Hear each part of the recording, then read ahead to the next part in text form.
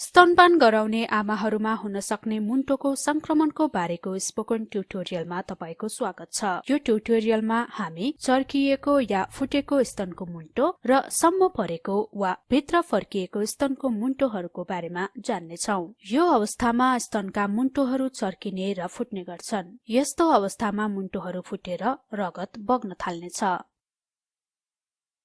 यसले गर्दा मुन्टोहरू चिलाउने र सुक्खा हुन्छन्। अब मुन्टोहरू सुन्निनु र फुट्नुको कारणहरू जानौं। बच्चाले मुन्टो मात्र चुस्नु, फंगल वा ब्याक्टेरियाको संक्रमण, प्रत्येक स्तनपानपछि मुन्टोहरू सफा गर्ने बानी र बच्चामा जिब्रोको समस्या। अब स्तनको मुन्टो मात्र चुस्नुको असरबारे जानौं। मुन्टो चर्किनु र फुट्नुको कारणहरूमा बच्चाले मुन्टो मात्र चुस्नु प्रमुख कारण हो। मुन्टो मात्र चुस्दा मुन्टो बच्चाको मुखभित्रको तालुमा रगडिन्छ। बच्चाले मुन्टो मुखको जिब्रो र तालु बीचको कडा भागमा रगड्छ। यसले गर्दा स्तनपान पीडादायक हुन्छ र फलस्वरूप मुन्टो चर्किने र फुट्ने गर्छ। बच्चाको पहुँच स्तनसम्म राम्ररी नभएमा बच्चाले मुन्टो मात्र चुस्नेछ। त्यसैले सही तरिकाले स्तन बच्चाको मुखसम्म पुर्याउन सके मुन्टो सुन्निने र फुट्ने समस्याबाट बच्न सकिन्छ। याद राखौं, हामीले सही तरिकाले बच्चाको मुख स्तनसम्म पुर्याउने बारेमा यसै श्रृंखलाको अर्को ट्युटोरियलमा चर्चा गरेका छौं। यो पनि सम्झौं। चर्किएको र फुटेको मुन्टोले गर्दा सही स्तनपानको तरिका अपनाउँदा पनि दुख्छ।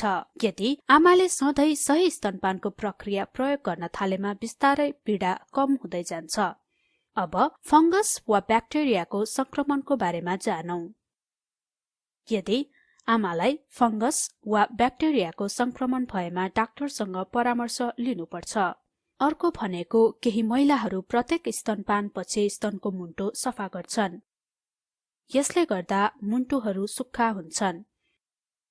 त्यसैले सधैं सफा गर्न छोड्नुपर्छ। याद गरौं, आमाले स्नानको समयमा मुन्टोहरू सफा गर्न सक्छिन्।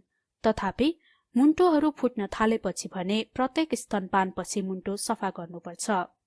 सफा गरेपछि खाउमा उनले आफ्नो पहेँलो बाक्लो दूध लगाउनुपर्छ, किनभने बाक्लो दूधमा चाँडै खाउ भर्ने र संक्रमणसँग लड्ने तत्त्वहरू हुन्छन्, जसले गर्दा बच्चाको मुखका जीवाणुहरू फुटेको मुन्टोबाट भित्र पस्न सक्दैनन्। अब टङ टाईको समस्या सहित जन्मिएका बच्चाहरूको कुरा गरौं। टङ टाई भनेको यस्तो अवस्था हो जब बच्चाको जिब्रोको टुप्पो मुखको भित्री भागमा जोडिएको हुन्छ। यो एकदमै दुर्लभ अवस्था हो। सामान्यतया यस्ता बच्चाहरूले मुन्टो मात्र चुस्ने गर्छन्। यदि बच्चामा यस्तो समस्या छ भने सही स्तनपानको आसनले मात्र समस्या समाधान नहुने हुनाले शल्यक्रिया नै गर्नुपर्छ। त्यसैले त्यस्तो अवस्थाहरूमा आमाले सधैं डाक्टरसँग परामर्श लिनुपर्छ। अब सुन्निएको र फुटेको स्तनको मुन्टोहरूको उपचारको बारेमा जानौं। यदि आमाका मुन्टोहरू सुन्निएका वा फुटेका छन् भने स्वास्थ्य कर्मीले आमाको स्तन र मुन्टोको परीक्षण गर्नुपर्छ। अनि स्तनपान गर्नु अघि आमाले केही दूध फालेर मात्र स्तनपान गराउनुपर्छ। यसले स्तन नरम बनाउँछ र बच्चाले सजिलै स्तन आफ्नो मुखमा लिन सक्छ। यी बाहेक स्तन निचोरेर दूध फालेमा मुन्टोको छिद्रबाट हुने संक्रमण र मस्टाइटिसबाट बच्न सकिन्छ। त्यसपछि आमाले बच्चालाई राम्रोसँग स्तनमा पुर्याउन सिक्नुपर्छ। याद गरौं, स्तनपानको मात्राले आमाको दूध उत्पादनमा असर पार्छ। त्यसैले आमाले कहिल्यै पनि स्तनपान गराउन छोड्न हुँदैन। स्तनपानको समयमा उनले आफूलाई कम पीडा हुने स्तनबाट स्तनपान गराउन सुरु गर्नुपर्छ। यदि स्तनपान अझै पीडादायी भएमा उनले दूध हातले निचोरेर चम्चा वा कपको सहयोगले बच्चालाई खुवाउन सक्छिन्। साथै पहिले उल्लेख गरे अनुसार प्रत्येक स्तनपानको समयमा बाक्लो दूध स्तनको खाउ भएको ठाउँमा लगाउनुपर्छ। चर्किएको र फुटेको स्तनका मुन्टोहरूमा मात्र नभएर स्वस्थ मुन्टोहरूमा पनि तलका सामग्रीहरू प्रयोग नगर्नुहोला। साबुन, तेल, लोसन, बाम र परफ्युमहरू। तिनीहरूको प्रयोगले छन् चिलाउन सक्छ। यदि आमाका स्तनका मुन्टोहरू चर्किएको र फुटेका छन् भने यसले छन् खराब बनाउन सक्छ। एकदमै पीडा भएको खण्डमा आमाले डाक्टर वा स्वास्थ्यकर्मीको परामर्श लिनुपर्छ। चर्किएको र फुटेको मुन्टोहरूबाट बच्न बच्चा जन्मिने बित्तिकैदेखि स्तनपान गराउनुपर्छ। स्तनपानको समयमा बच्चाको पहुँच आमाको स्तनको भित्रसम्म हुनुपर्छ। अब हामी सम्म परेको वा भित्र फर्किएको स्तनको मुन्टोको बारेमा चर्चा गर्नेछौं। सम्म मुन्टोहरू एरियोलाको घेराभन्दा बाहिर आउँदैनन् भने भित्र फर्किएको मुन्टोहरू प्रायजसो भित्रतिर फर्किएको हुन्छन्। आमाले यो जान्न महत्वपूर्ण छ कि सम्म वा भित्र फर्किएको मुन्टोले स्तनपानमा कुनै बाधा पुर्याउँदैन,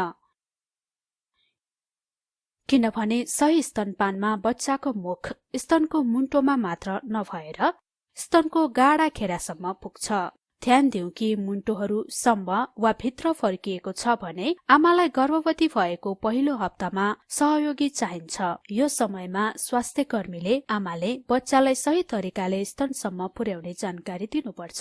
यसले गर्दा आमाको आत्मविश्वास बलियो हुन्छ।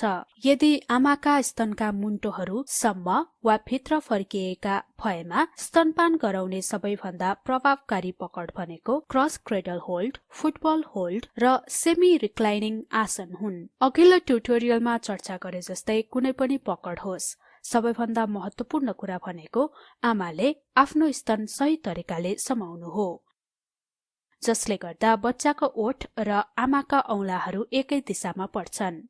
स्तनपान गराउँदा बच्चाको पहुँच स्तन भित्रसम्म नभएमा मुन्टोहरू दुख्ने गर्छन्। दूध खुवाउन बोतलको प्रयोगका साथै नक्कली मुन्टोहरूको छेकबार प्रयोग गर्नु हुँदैन।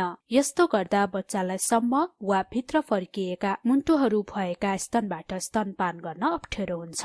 आमाको र बच्चाको शरीर राम्ररी टाँसिएको हुनुपर्छ। यसले अक्सिटोसिन रिफ्लेक्स सृजना गर्छ र आमाको दूध सजिलै बाहिर आउँछ।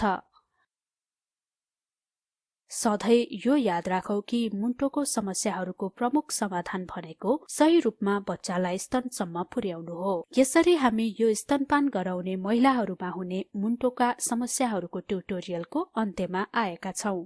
सहभागिताको लागि धन्यवाद। नमस्कार।